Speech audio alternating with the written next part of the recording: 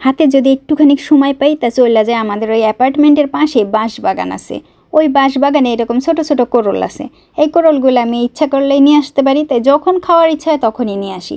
নিয়ে এসে সুন্দর করে যে খোলটা ছাড়াই নিই, তারপরে ভালো করে ধুয়ে নিয়ে আবারও টুকরো টুকরা করি, মানে যত ছোট ছোট টুকরা করব বা বড় বড় টুকরা করব সেরকম। তো এই বাঁশের কোরলের এই খোসা ছাড়ানো আমার কাছে যে কি ভালো লাগে, দেখেন কত তাড়াতাড়ি ছাড়ানো হয়ে গেছে। ভেতরটা দেখতে কত সুন্দর।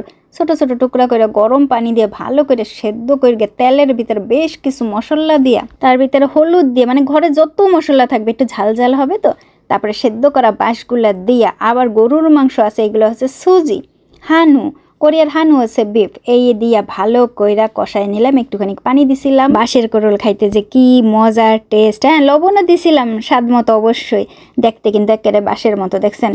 মানুষরে বাঁশ দিতে দিতে দিতে দিতে বুঝছেন, আর আমরা বাঁশ নিতে পারি না, তারপরও বাঁশ খাইতেছি। তার সাথে ছিল কোরিয়ান মরিচ। এই যে এই মরিচগুলো কিন্তু বেশ মোটামুটি ঝাল আছে। প্রথম দিকে ঝাল ঝাল ঝাল ঝাল লাগতে লাগতে শেষের দিকে একেবারে মনে হয় যেন প্রচুর ঝাল লেগে গেছে। বাঁশের কোরল খাইতে কেমন, খুবই টেস্ট। আর এইভাবে যদি রসানো কষানো হয়, ভুনা হয়, ঝাল ঝাল ভুনা হয়, তাহলে তো আরও বেশি টেস্ট হবে। তো আমার কিন্তু মরিচ খাইতে খাইতে অবস্থা কিন্তু অন্যরকম হয়ে যাইতেছিল। দেখেন, আমার চোখ মুখ দেখলেই বুঝতে পারতেছেন আমি অনেক সহ্য করে খাইতেছি খাইতেছি খাইতেছি, কিন্তু তারপরে একেবারে এই যে আমার অবস্থা কেমন হয়ে যাইতেছে, মানে এখন ঝাল ঝাল একটু বেশি বেশি লাগতেছে।